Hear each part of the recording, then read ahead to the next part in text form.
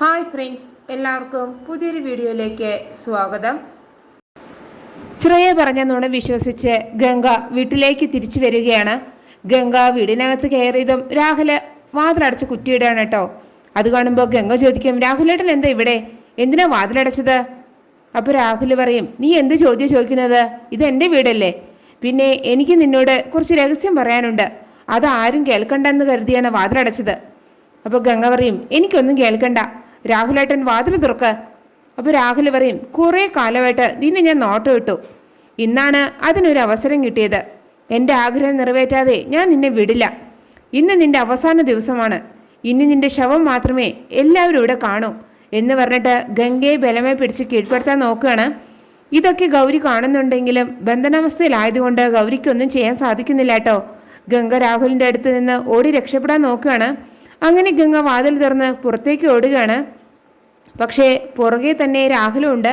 അങ്ങനെ ഗംഗയെ പിടിക്കാൻ രാഹുൽ ഓടുന്നതിനിടയിൽ മന്ത്രവാദി ഗൗരിയെ ബന്ധിച്ചു കെട്ടിയ ആ ചരട് പൊട്ടിപ്പോവുകയാണ് കേട്ടോ. അങ്ങനെ ഗൗരി ബന്ധനാവസ്ഥയിൽ നിന്ന് രക്ഷപ്പെടുകയാണ്. പക്ഷേ ഗുരുവമ്മ കൊടുത്ത ആ രക്ഷാമണി വാതിലിൽ കെട്ടിയത് കൊണ്ട് ഗൗരിക്ക് പുറത്തേക്ക് കിടക്കാൻ പറ്റുന്നില്ല. അതേസമയം രാഹുൽ ഗംഗയെ എടുത്തു പൊക്കി അകത്തേക്ക് കൊണ്ടുവരാൻ ശ്രമിക്കുകയാണ് കേട്ടോ. ആ സമയം ഗംഗയുടെ കൈത്തട്ടി വാതിലിൽ കെട്ടിയിരിക്കുന്ന ആ രക്ഷാമണി താഴേക്ക് വീഴുകയാണ്. അതുകൊണ്ട് ഗൗരിക്ക് നിഷ്പ്രയാസം പുറത്തേക്ക് വരാൻ പറ്റി. പിന്നെ രാഹുലിന് കൊടുക്കേണ്ടതെല്ലാം കൊടുത്ത് ഗംഗയെ രാഹുലിൻ്റെ കയ്യിൽ നിന്ന് ഗൗരി രക്ഷപ്പെടുത്തുകയാണ്. അതേസമയം മണ്ഡപത്തിൽ മുഹൂർത്തത്തിനുള്ള സമയമായി.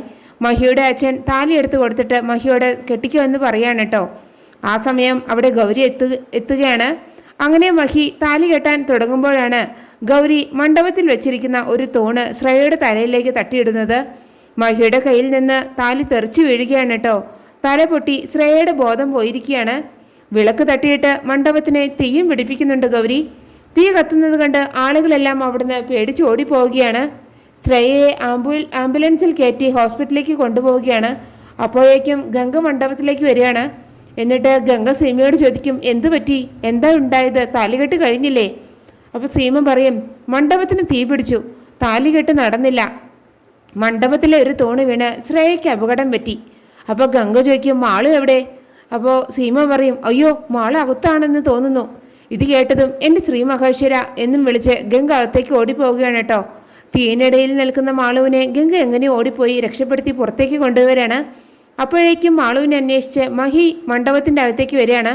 അപ്പോഴാണ് ഗംഗ മാളുവിനെയും കൊണ്ട് പുറത്തേക്ക് വരുന്നത് കാണുന്നത്. അപ്പോഴേക്കും മാളുവിൻ്റെ ബോധം പോയിട്ടുണ്ടായിരുന്നു. അങ്ങനെ ഗംഗയും മഹിയും കൂടെ മാളുവിനെയും ഹോസ്പിറ്റലിലേക്ക് കൊണ്ടുപോവുകയാണ്. അങ്ങനെയാണ് ഈ എപ്പിസോഡ് അവസാനിക്കുന്നത്. നിങ്ങൾക്ക് എൻ്റെ റിവ്യൂ ഇഷ്ടമായി മറക്കാതെ എല്ലാവരും ലൈക്കും സബ്സ്ക്രൈബ് തന്നെ എന്നെ സപ്പോർട്ട് ചെയ്യണേ പ്ലീസ്.